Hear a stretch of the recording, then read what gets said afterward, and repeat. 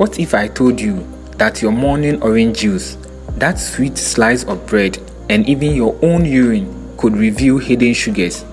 In living color? Yes, in living color.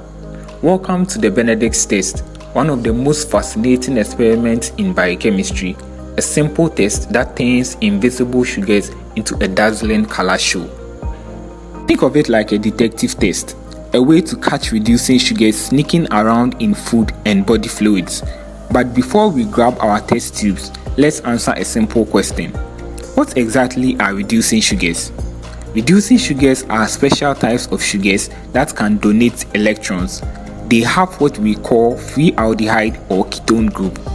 Examples: glucose, fructose, maltose, and lactose. Non-reducing sugars like sucrose are a bit more secretive. They don't show up in this test unless you break them down first.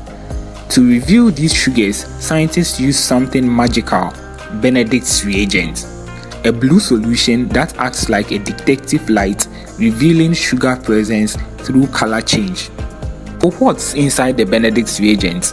We have copper 2 sulfate, the source of the blue color, sodium carbonate, which creates an alkaline or basic environment, and then we have sodium citrate, which keeps the copper ion stable. When reducing sugars are present, something amazing happens, a chemical reaction that changes color like a magic trick. That's how it works. When we hit Benedict's reagent with a reducing sugar, the sugar donates electrons to the blue copper 2 plus ions. These are reduced to copper 1 plus, forming red copper 1 oxide, an insoluble precipitate. That's why the color changes from blue, which is no sugar, to green when there is trace amount of sugar, to yellow when there is moderate amount of sugar, to red when there is high amount of sugar, and to brick red when there is large amounts of reducing sugar. It's like the rainbow of biochemistry. Now, let's take a look at the step-by-step procedure in performing Benedict's test. Step 1. Take 2 ml of the sample. It could be food extract or urine. Step 2. Add about 2 ml of Benedict's reagent. Step 3. Heat the mixture in a boiling water bath for about 2 to 5 minutes. Step 4. Observe the color change. Simple, right? But behind those changing colors is the dance of atoms. Electrons hopping, copper ions changing form, and molecules revealing their secrets. Let's test some everyday samples. Apple juice turns orange, indicating high in glucose and fructose. Milk turns light green, indicating a bit of lactose.